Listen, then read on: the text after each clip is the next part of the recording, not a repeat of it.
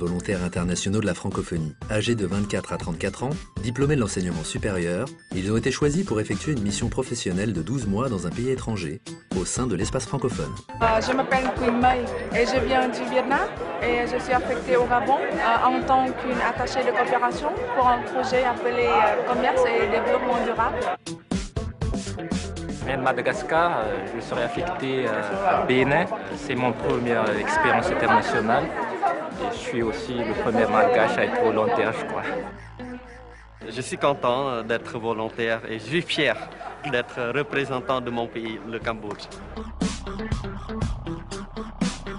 La francophonie a un passé, elle a un présent, mais elle doit aussi avoir un avenir. Et cet avenir repose sur les épaules de la jeunesse. Plus de 3000 candidats, et il en reste une cinquantaine, la crème de la crème. Ce sont des jeunes motivés, ce sont des jeunes formés, ce sont des jeunes aussi dont le profil correspond à la mission qu'on va leur confier. Je suis français et je suis affecté en Roumanie dans un centre culturel français. Je suis à Paris pour la session de préparation au départ pour ma mission du volontariat international de la francophonie au Burkina Faso. Et je compte vraiment leur montrer qu'ils n'ont pas eu tort de me faire confiance. Je me disais, il y a plus de 3000 personnes qui ont déposé. Je me suis dit, mais est-ce qu'il faut faire un miracle pour être retenu? En fait, je voulais ce poste-là.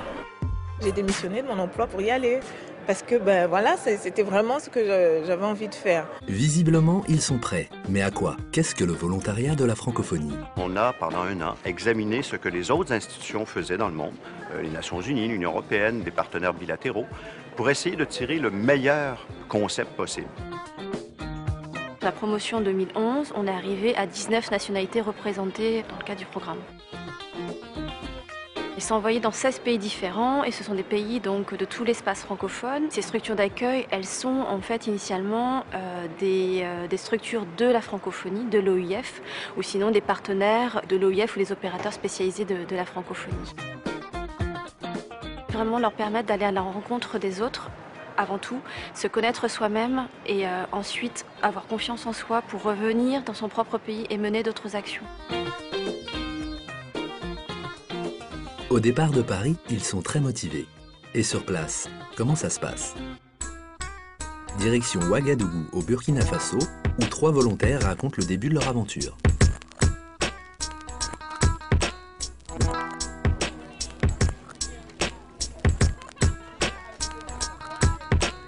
Marina, camerounaise, a trouvé ses marques. Nous sommes ici à Ouagadougou, au marché du Katoya. Aujourd'hui, je vais acheter des légumes. Ce ne sont pas les légumes de chez moi, mais je vais trouver un moyen de les faire.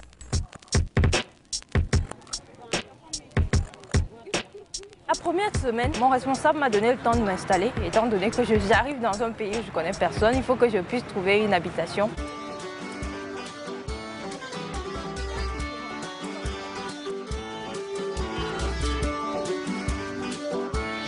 Je suis affectée en tant qu'ingénieur pédagogique multimédia. C'est utilisé pour les formations ouvertes à distance. Ça veut dire que je travaille avec les enseignants qui me donnent leurs cours, soit sur support numérique ou bien sur papier. Alors ils les découpent en objectifs.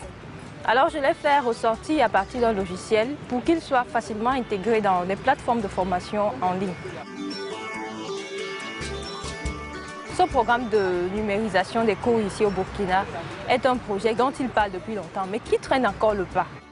Alors mon objectif en formant soi, c'est de finir ces 12 mois ayant installé quelque chose de visible et palpable.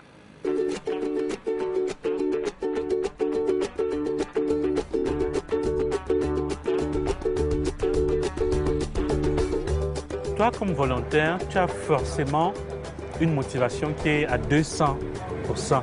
Et tu as envie de rouler à 2000 à l'heure. Mais... Mon responsable m'a dit que je suis pressée. Ouais, c'est ça. Mais le principe, c'est quand même qu'il faut se donner du temps. Il faut observer. 1 mois, c'est pas petit. Ce sur quoi j'insiste, c'est de garder qu'il y a un impératif de t'approprier ton contexte avant l'impératif de tout développer. Il y a des choses qui sont importantes. Tu dois rencontrer les gens. Sage conseil pour un échange gagnant-gagnant. L'objectif vraiment de ce programme, c'est de pouvoir avoir un bénéfice partagé entre la structure d'accueil et le jeune. Avec Marina, elle devait nous accompagner dans la formation des cellules en production de contenu multimédia.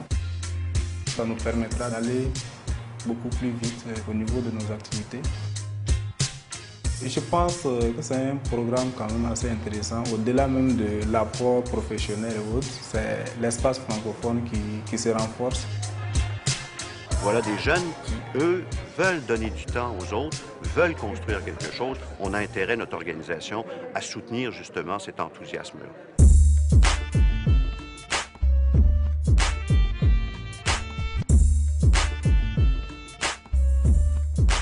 Pour Olivier, originaire de Yaoundé, Ouagadougou est une première expérience à l'étranger. Et il est déjà actif sur le terrain.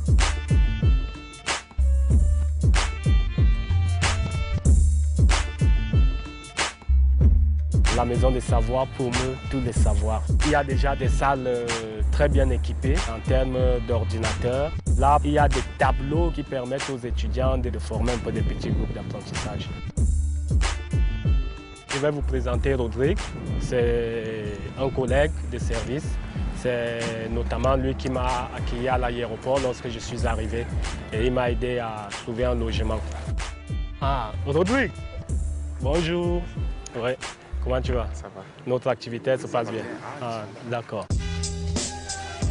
Nous attendons d'Olivier qu'il nous accompagne dans la réalisation de nos différentes activités socio-culturelles. Nous sommes en plein dans une activité, la Journée mondiale du refus de la misère, voilà, initiée par Olivier. Une journée de sensibilisation et de solidarité envers les couches les plus pauvres. Et là, pour le public, nous avons prévu des projections à l'intérieur de la salle. Nous avons mis une corbeille que nous avons dénommée la corbeille des lamentations. Je suis optimiste de toutes les façons. Je vais faire le maximum. Je vais faire tout le possible pour qu'on puisse réussir beaucoup de choses, peut-être nouvelles, à Ouagadougou. Vous êtes pour nous des ambassadeurs. N'oubliez jamais que vous représentez la francophonie. On attend de vous des résultats. Vous ne partez pas un an en vacances.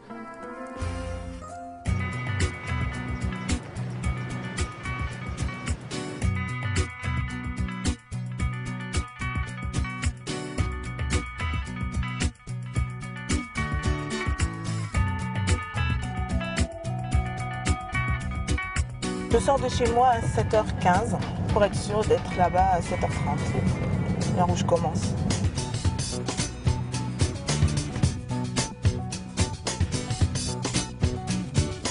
Il y a un rituel quand on arrive. Vu qu'on n'est pas nombreux, on va dans le bureau de la documentaliste et on prend le café. Avant d'arriver à Ouaga, je travaillais dans un cabinet d'avocats à Paris, dans le 8e arrondissement.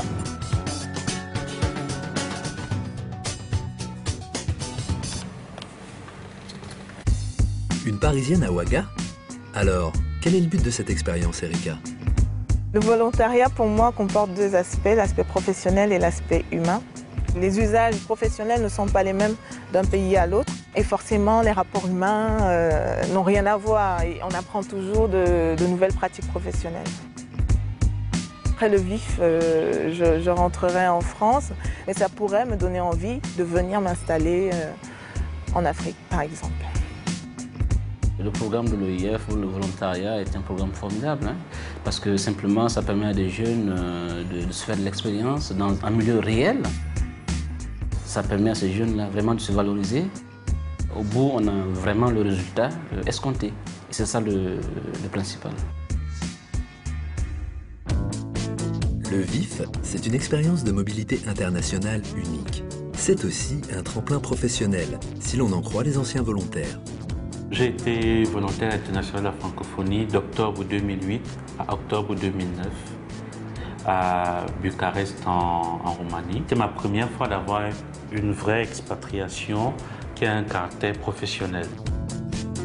Ça m'a surtout aidé à me faire une idée de la carrière professionnelle que je voulais, dont je rêvais. Moi, par exemple, les volontaires que je connais, avec qui nous avons été là-dedans, beaucoup d'entre nous nous sommes insérés professionnellement à des niveaux qui sont plutôt intéressants. C'est-à-dire que c'est des niveaux sur lesquels je pense qu'on n'aurait pas eu facilement accès si on n'avait pas eu ce type d'expérience. Ce programme est quelque chose d'assez extraordinaire. Moi, par exemple, je suis africain, je suis quitté d'Afrique pour aller en Europe, pour apporter un appui là-bas.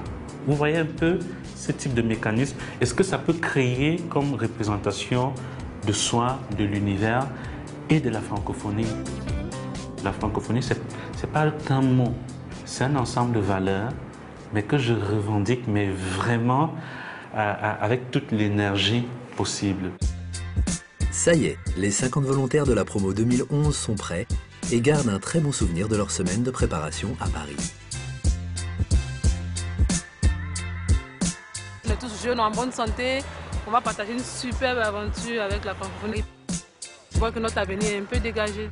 Ces différentes nationalités que je rencontre sont des nationalités qui vont me rester comme des biens à vivre. Bon voyage à tous. Je compte sur la jeunesse, sur sa compétence, sur son talent, sur son enthousiasme, sur son imagination, sur son esprit créatif, mais aussi sur son esprit d'organisation et de méthode pour franchir les étapes qui restent à franchir dans cette œuvre jamais achevée de construction d'un monde plus universel, plus divers et plus riche. Et c'est ce monde-là que la francophonie a pour ambition de réaliser au service du monde francophone, mais comme modèle aussi au service de toute l'humanité.